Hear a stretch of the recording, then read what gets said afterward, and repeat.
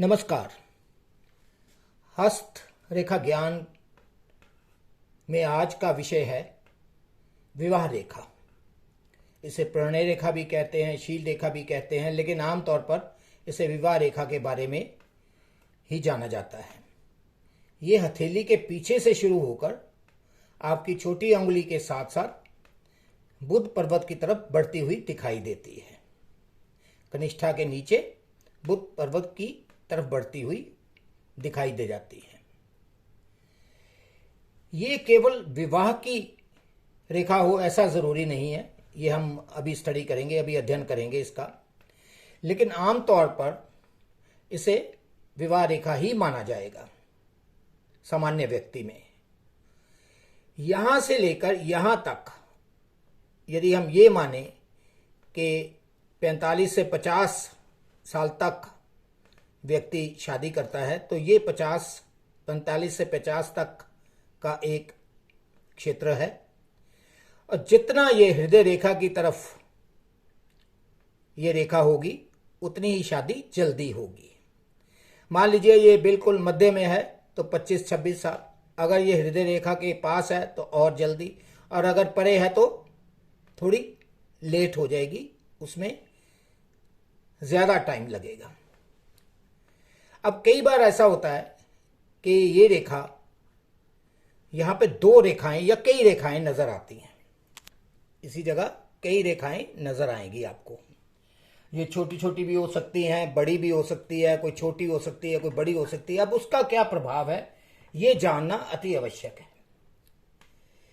क्योंकि ज़्यादातर एक ही शादी होती है, लेकिन क्या द्विशादी है, 2 शादियां हैं या नहीं, ये देखते हैं।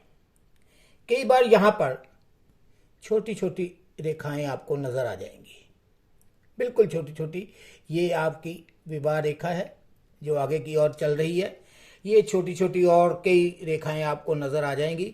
ये विवाह रेखा नहीं है। ये अटैचमेंट की हो सकती हैं, फिजिकल अटैचमेंट की हो सकती हैं, आकर्षण की हो सकती हैं, लेकिन अट्रैक्शन की, लेकिन ये शादी की रेखा नहीं है। अब हम चलें कि अगर यहां पे हमें 2 रेखाएं नजर आती हैं और एक जैसी दोनों रेखाएं लग रहा है कि एक जैसी हैं, तो हमें परिप्रेक्ष्य में जाना पड़ेगा कि वो व्यक्ति क्या है और कितनी कितनी दूरी पर ये रेखाएं हैं। अगर ये किसी सन्यासी या किसी गुरु या किसी बहुत बड़े टीचर, अध्यापक के हाथों में नजर आती हैं, तो ये हो सकता है कि वो अपने शिष्य के प्रति स्नेह रखता हो, क्योंकि ये मानसिक रेखाएं भी हैं। ये सिर्फ प्रणय या विवाह के लिए नहीं, बल्कि मानसिक युगलबंदी की भी है। एक सन्यासी अपने शिष्यों पर विशेष अनुग्रह रखता है तो भी आपके उनके हाथों में ये नजर आ जाएंगी, तो ये विवाह रेखा बिल्कुल नहीं मानी जाएगी।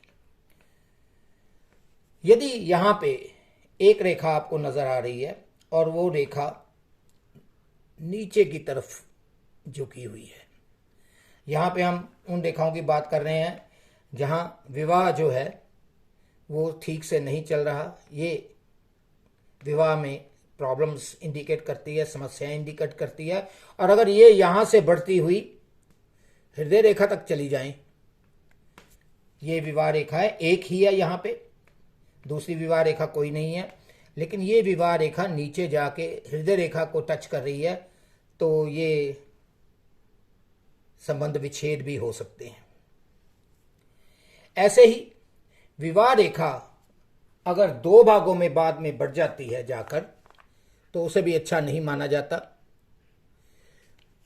जैसे आप देखिए कि ये विवाह रेखा है और ये 2 भागों में बट गई है, तो इसे भी लेटर पार्ट, जो बाद का शादी का समय है, उसमें अच्छा नहीं माना जाता। लेकिन अगर इसमें एक ही स्लोप है और ऊपर की तरफ है, तो ये बहुत अच्छा चिन्ह माना जाता है। अगर ये एक ऊपर की ओर जा रही है तो ये से अच्छा चिन्ह माना जाता है। लेकिन अगर नीचे की तरफ हो तो ये अच्छा नहीं माना जाता। और अगर ये बढ़ती हुई यहां तक पहुंच जाए सूर्य के माउंट की तरफ तो ये विशेष रूप से अच्छा माना जाता है। अब और कौन सी रेखा अच्छी नहीं मानी जाती विवाह रेखा में? यदि एक विवाह रेखा एकदम से अचानक एक तिरछी रेखा से टकरा जाए तो इसमें भी शादी में प्रॉब्लम्स आ सकती हैं, समस्याएं आएंगी। अगर कोई विवाह रेखा काफी बार टूटी हुई है, ऐसे ऐसे बनी हुई है, तो इसमें भी समस्याएं हैं। और एक समस्या तो अपने पार्टनर की शारीरिक क्षमता पर भी है कि हो सकता है कि वो बीमार ज्यादा रहता हो। ऐसे ही अगर बहुत मोटी एक आपको शादी की रेखा नजर आए तो इसे भी अच्छा नहीं माना जाता। शादी का जैसे मैंने समय बताया आपको, वो इसको अगर 45 से 50 वर्ष यहां से यहां 45 से 50 वर्ष माना जाए तो हृदय के पास हो तो जल्दी विवाह होगा, और जितनी दूर जाती जाएगी उतना ही विवाह विलंब से होगा। ये आपको ध्यान रखना है। हृदय की रेखा यहां पर है, ये हथेली के पीछे से शादी की रेखा, और बुध पर्वत के नीचे आपकी छोटी उंगली कनिष्ठा के नीचे से ये रेखा निकलती है।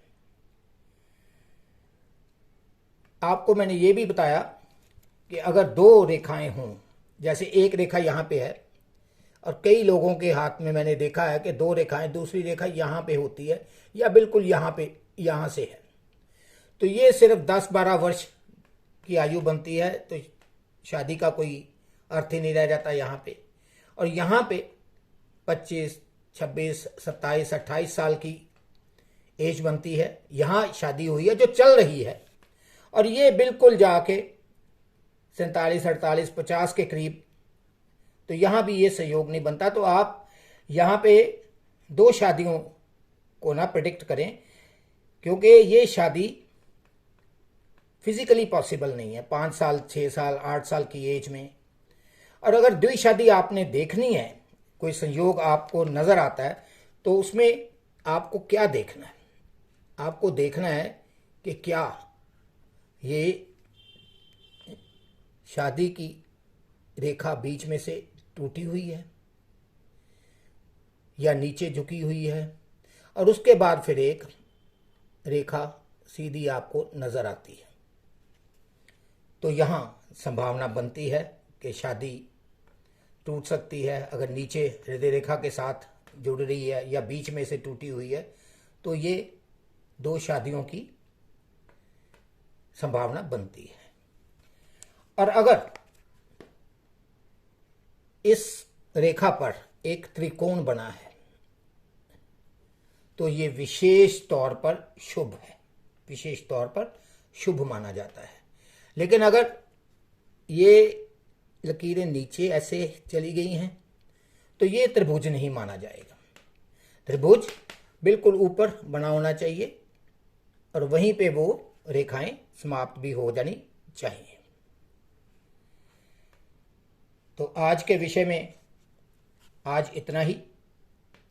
आपके कोई क्वेश्चंस या क्वेरीज हों इस बारे में तो ज़रूर लिखकर भेजिए कमेंट बॉक्स में, मैं ज़रूर उत्तर दूंगा। धन्यवाद।